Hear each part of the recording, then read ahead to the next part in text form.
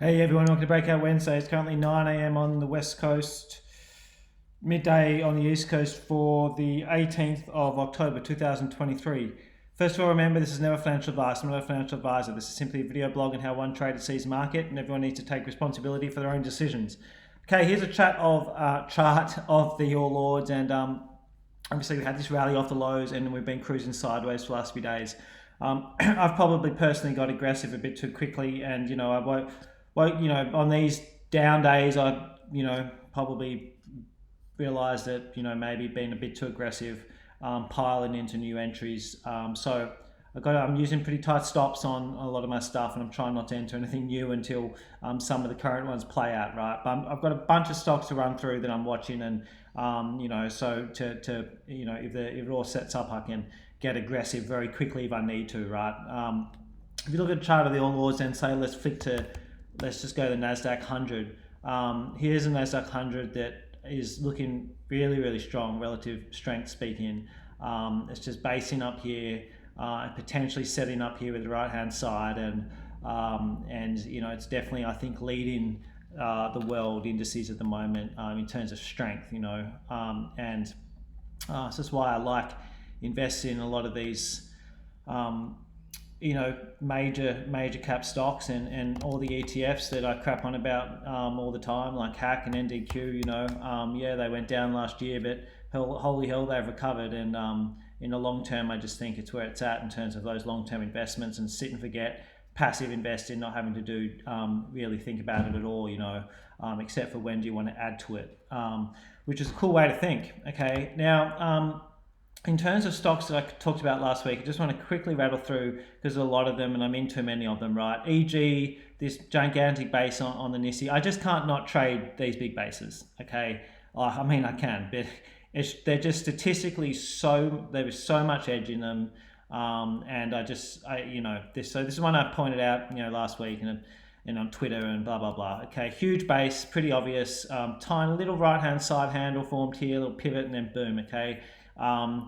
So that's one. ABB, I didn't end up taking ABB. Gapped up yesterday and surprised me, and the order wasn't actually ready. But I probably should have. Obviously it's just stuffing around at the moment. But I'm gonna watch that one. I would usually just pile into that, but I got a lot of other trades on, which I'm about to rattle through. DDR's going well. Really nice breakout of this consolidation. 3 big up days, and then it's consolidating. It's actually in a new Darvas box at the moment, which I just saw before, which I've done a new scan since. So anyway, but I'm not going to add to that. I'm just going to let that play out.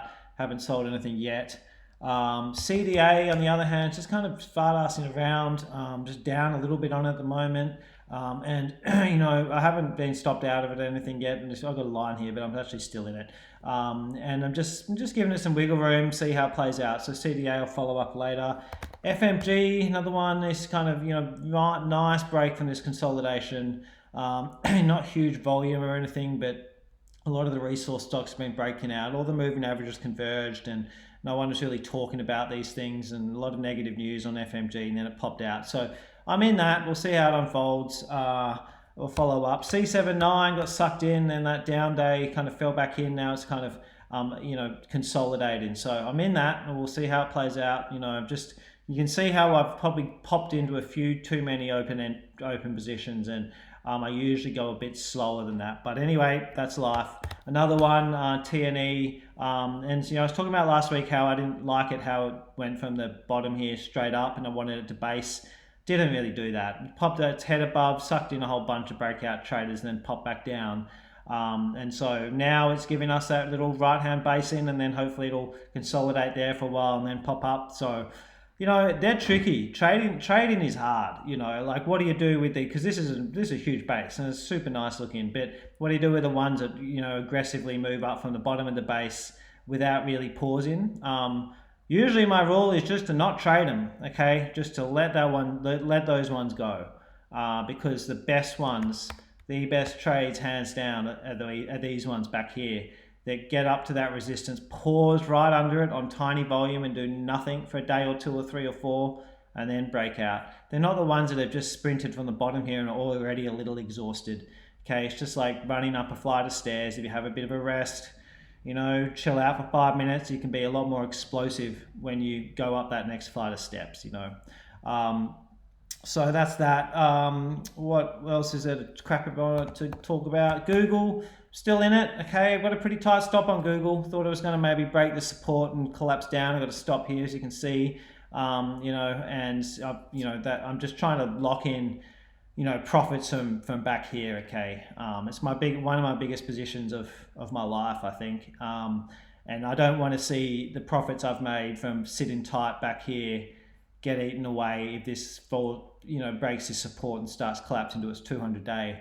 So I got a tight stop, but I'm kind of secretly optimistic about not getting stopped out and that just running away, and that's how real money's made. Okay, by not having profit targets all the time and just letting things run. You know, I'll still sell it into strength, but it hasn't had that, you know, climactic top where it just blows everyone out of the water and stuff. So that's when I'd be selling it.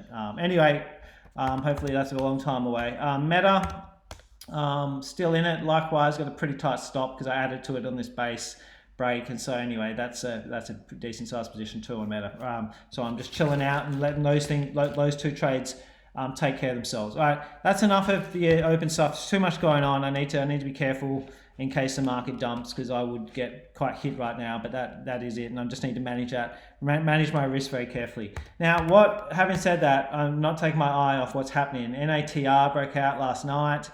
Damn it, that's like perfection, you know, absolute perfection. Missed it, that's life. Can't get them all. Some other ones I'm watching is AVGO. This is just a massive base forming on the NASDAQ, and I'm just all of these are coming up in, you know, I'm just kind of busy these days. All I'm really doing is Darvas scans, and it just finds me everything I ever want, right? I just go here, I do that, I do weekly, I do daily, I do, you know, I change that to 10 days, up to 200 days, 50 days. I'm just playing around with all those. I just think that it's the easiest way to make money. Just find bases, find the best bases, find the relative strength bases, and then just have so much discipline with it, okay? It's not that simple, but anyway. DVAX, whoops, that's the wrong one that came up. Still watching DVAX, base away here. You know, really liking that. Infa, basing away, INFA on the NYSE. See most of these on the American markets. I do have some ASX ones coming up. MLTX is still basing away. Really want that to just chill out and tighten up a bit on tiny volume. OLED,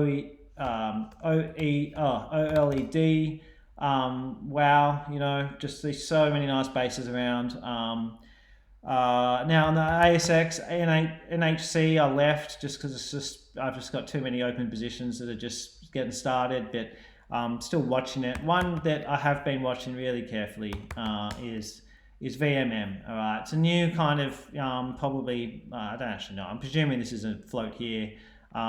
You know, because this is back, maybe it's a backdoor list or something, I don't know. I'd have to read into that. But from what this structurally speaking, technically, I'm not going to pretend I know much about this company because it would be a lie. I do not. But technically speaking, I really like this setup, and you know, I like fundamental stuff when I'm really sitting with a position. But you know, when the technicals line up, there's nothing in my head that stops me taking on risk from a pure technical chart setup if I like it enough. You know, it has that look to it that you kind of learn that look after, you know, I don't know, studying millions and millions of charts over many years, you know. So doesn't mean this is 100% going to win, but I certainly think that it's got edge, and I like the consolidation, the tiny volume coming in. It's a bit of liquid, it's very liquid, but anyway, VMM is interesting. I don't know if I'm going to take it. It depends how the other ones play out. And when this actually breaks, because it might break today, who knows, which I won't be able to break today. Anyway, I'm probably talking a little too quick here. DMP, Dominoes, okay. I talked about a couple of weeks ago how it's just not quite ready, and it was basing, but the moving average is coming down. It sounds hocus pocus, all this moving average crap, and how you need to wait for the moving average to be flattened out or actually turning up. I promise you it's not. I mean, I've been pointing out examples for 4 years on here.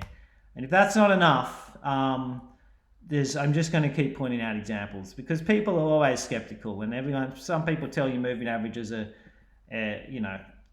meaningless, lagging, blah, blah, blah. You know, I bet you those people don't make any money, right? And so this is just an example I've been watching carefully on the NYSE. And if you looked at this with no moving averages, right? Let's just say you're one of these guys who just likes a naked chart, you know, and that's it. All you do, you put your resistance line up here, and you think to yourself, holy shit, that's perfect. You know, it comes down, bang, resistance, bang, resistance, bang, resistance. I'm going to trade the shit out of that, right? I understand that, right? It makes a little bit of sense. You know, keep it simple, keep it clean. You know, but the facts are there has not been long enough for that stock to be accumulated enough for the big players to be happy. It hasn't based for long enough.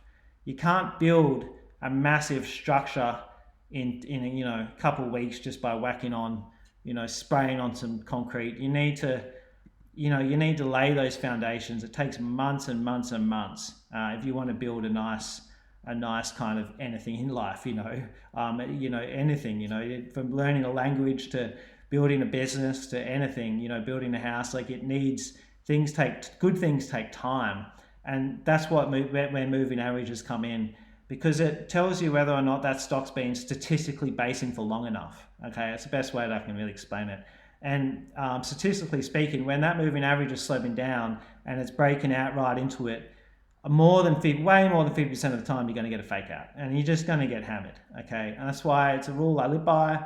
I think people who don't live by that rule are going to live an incredibly frustrating trading life. I've seen it happen hundreds and hundreds of times. I've never met anyone, I'm crapping on, but I've never met anyone who trades against moving averages who makes money. Hands down, I just don't think they're all full of shit, and they all fail.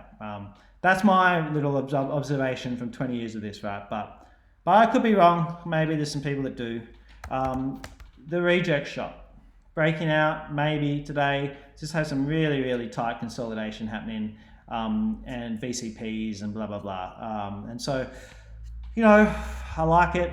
You know, can I get it? Probably not. I just have too much risk on it if I take it, but it's nice. The other thing that's interesting is all that, I think I talked about it last week, but all these resistance line, just, you know, they're all just kind of basing under these massive resistance lines. And I just think, you know, once these all start popping above those resistance lines, and if they rally and hold it, it's got to be a good sign for that overall market. Doesn't mean I'm going to trade Woolworths, because I tend to be in the beta, you know, the faster moving stocks when I can. And then the other thing is just one of the lead-in out there is CrowdStrike. Okay, for those who don't know the company, you know, you just click that little thing, and it's a company involved in. Sorry guys, just had to grab something. Where am I? So CrowdStrike, it's a company involved in cybersecurity, okay? And it's one of the kind of the biggest holdings of hack. And I just think that, you know, it's just a sign of where a lot of this money's flowing. And, you know, it doesn't mean I'm going to buy more hack because I've already got it, but I certainly think CrowdStrike's showing signs of leadership for this next leg up, and when I see big Darvas boxes in infotech stocks, you know, which is a lot, and I pointed out a lot today actually, you know, in the US markets, I'm going to be diving into that and just seeing if they're cybersecurity in that space, and if they are, I want to have a look at their earnings, and just see if they're a quickly growing company with increasing revenues and profits. Okay, if so, if they got quarter-on-quarter growth, and the growth is accelerating, then they're the ones I'll be really, really aggressive in and trying to move, you know, up to 50% of my account into some of those names. Okay, that's it, guys. We are working on a scan function on Protrader that finds stocks that kind of have accelerating earnings, you know, and also, you know, explosive patterns that are setting up, and so. It's a really, really tricky thing. No company's been able to pull it off properly yet, and it's probably going to take a long time to get it right. But just so you know, like it is something I'd love to find, because spend a lot of time manually searching these stocks and then going in and looking at earnings reports and blah blah blah and putting it all together. Whereas if we can train the Protrader to do it, it might make life a bit easier for those growth investors that love trading the high-flying stocks that are growing their earnings and revenue really, really rapidly and explosively. Okay, take care everyone. Chat next week. Bye.